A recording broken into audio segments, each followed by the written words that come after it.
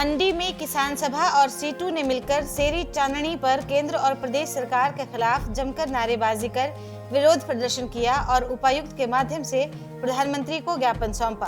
किसान सभा के जिला महासचिव जोगिंदर वालिया ने कहा कि केंद्र सरकार ने किसान संगठनों की कोई बात नहीं सुनी। पहले ही किसान आत्महत्या कर रहा है और अब उसका संकट और बढ़ जाएगा। इन कानूनों को पास करने का जो तरीका मोदी सरकार ने चुना वह बेहद खतरनाक और संसदीय लोकतंत्र पर एक बहुत बड़ा हमला है। ये आंदोलन तब तक जारी रहेगा जब तक ये कानून पलट नहीं दिए जाते हैं।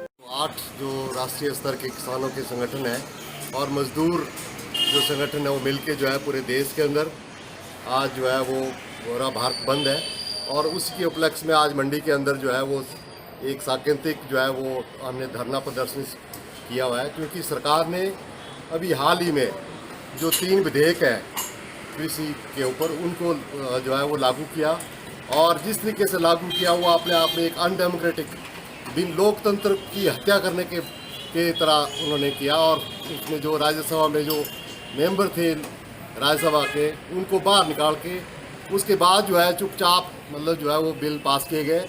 इन तीनों बिलों से खासकर जो है वो जो खासकर पहला बिल है APMC का, उसके अंदर जितनी भी जो सब्जी मंडियां हैं आड़तें हैं उनको बंद करने का एक पहला काम है कि वहाँ पे अब कोई आड़ती नहीं रहेगी। अब कोई भी जो है व्यापारी कहीं से भी आके जो है वो खरीद सकता है, उसको आड़त में आने की जरूरत नहीं है। जो हमारी मार्केटिंग कमेटियाँ हैं उनमें आने की जरूरत नहीं है। और इन मार्केटिंग कमेटियों में जो है पहले क्या होता था कि सरकार को उसका कमीशन मिलती थी और उस कमीशन से जो है वो वहाँ पर मार्केटिंग कमेटी को चलाता था, वहाँ पर रेगुलेट करता था और किसानों को जो है उसके बदले में सरकार जो है वो मार्केटिंग कमेटी की सपोर्ट करती थी, जिससे कि उनका जो दाम है वो दाम जो है उनको कम से कम दाम मिल सकते थे। लेकिन अब क्या होगा, APMC ख़त्म होने के बाद अब जो है किसान ने जो बिल सरकार ने जो बिल लाया है वो ये लाया है कि कोई भी जो बड़ा ठेकेदार है, बड़ा जो आड़ती है, वो कहीं भी आपकी जो है वो चीज़ खरीद सकता है और वो तय करेगा क्या रेट होगा। पहले रेट तय करने के लिए वो आड़त में लोग इकट्ठे होते थे, वो तय करते थे कि क्या भाव होगा। अब जो है वो 1 लाख आदमी जो है वो कर लेगा। और दूसरा क्या है कि जो खाद बीज और जो तेल है जो उसमें उपज में लगता था, जो भी इनपुट लगता था, वो इनपुट भी अब सरकार का कोई उत्तरदायित्व नहीं है इस बिल के तहत। अब जो है वो जो कंपनी है और जो ठेकेदार जो आड़त है, बड़े आड़ती मतलब जैसे अदानी है यहाँ पे, वो अदानी जो है वो पहले खरीद लेगा और आपसे तय कर लेगा। और आप जो है इससे जो है वो दूसरा जो उन्होंने कानून लाया कि वो जो कॉन्ट्रैक्ट फार्मिंग है कि वो पहले ही खरीद लेगा ज़मीन के। आपके टमाटर है और ये टमाटर जो है मैंने तय कर लिए कि मैं इनको 10 रुपये के हिसाब से लूँगा। हो सकता है उस समय वो टमाटर 40 रुपये किलो बिके, लेकिन आपको 10 रुपये ही मिलेंगे। यानी कि वो कॉन्ट्रैक्ट फार्मिंग जो है अपने आप में उसकी तरफ जो है वो ले जा रहा है।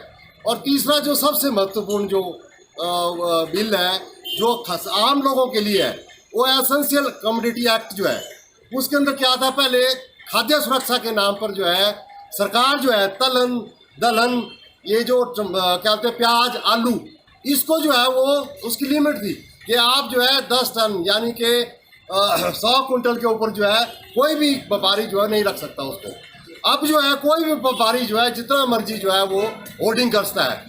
और आप बता दूं मैं आपको, जो व्यापारी है वो तो तब लाएगा बाजार में जब उसको भाव मिलेगा। अगर ये बिल आ गया, एसेंशियल कमोडिटी एक्ट लागू हो गया, उससे जो हमारी जो खाद्य सुरक्षा है वो खतरे में आ जाएगी। हमें जो है ना दालें मिलेंगी, ना हमें जो क्या बोलते हैं प्याज आलू, जो आप देखा हर साल जो है आलू प्याज का जो है किल्लत होती है तो सरकार बफर स्टॉक से निकालती है और उसको वहाँ पे देती है। लेकिन अब क्या होगा, अब उसकी मर्जी पे, बड़े ठेकेदार की मर्जी पे, बड़े आड़तीय की मर्जी पे है। अदानी चाहेगा तब वो बाजार में उतारेगा आलू। उसको पता है कि आलू जो है अब 60 रुपये किलो बिक रहा है, तब लाएगा। जब 10 रुपये किलो होगा तब वो क्यों बेचेगा।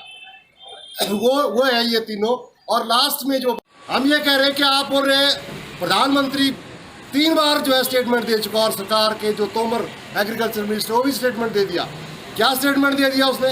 ये स्टेटमेंट दे दिया कि मिनिमम सपोर्ट प्राइस नहीं कम होगा। अरे अगर सपोर्ट प्राइस कम नहीं होगा तो बिल में क्यों लिख रहे हैं आप?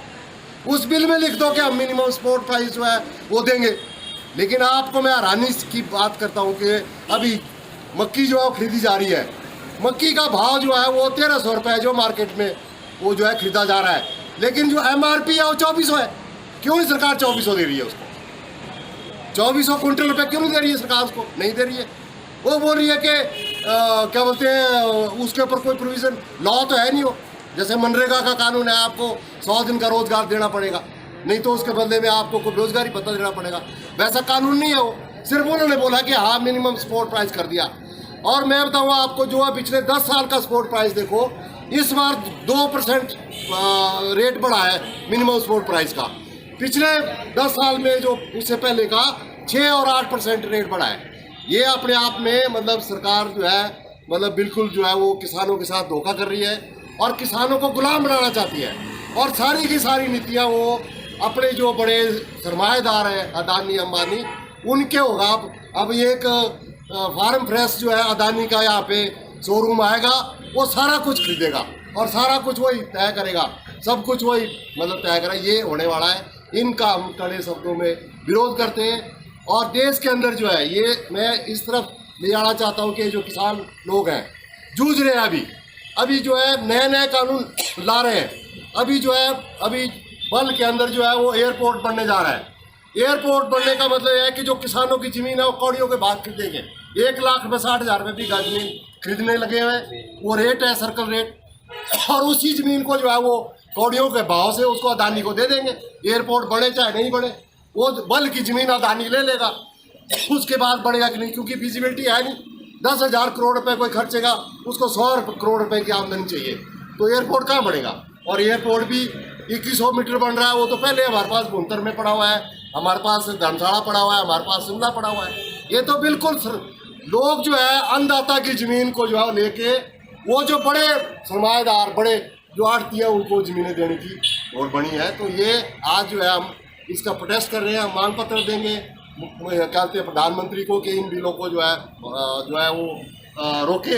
और राष्ट्रपति से भी ये सब लोग मिले, 106 जो किसान संगठन है, सिर्फ किसान सभा नहीं है, तमाम जत्थेबंदियाँ पूरे देश के अंदर, पंजाब में, हरियाणा में, हिमाचल में, कर्नाटक में, मध्य प्रदेश में, महाराष्ट्र में, आज पूरे देश के अंदर हड़ताल है, पूरे देश के अंदर चक्का जाम है इन तीनों विधेयकों के खिलाफ। तो हम उम्मीद करते हैं कि आने वाले दिनों में राष्ट्रपति जी के पास अभी साइन नहीं हुए, उनसे मिले हैं कि भी इसको रोका जाए। और अगर वो नहीं रोकेंगे तो आने वाले दिनों में सारी जत्थेबंदियाँ किसानों की जो है एक लंबा संघर्ष जो है उसके अंदर जाएंगी। इन शब्दों हिमाचल दस्तक वेब टीवी के लिए मंडी से धर्मचंद वर्मा।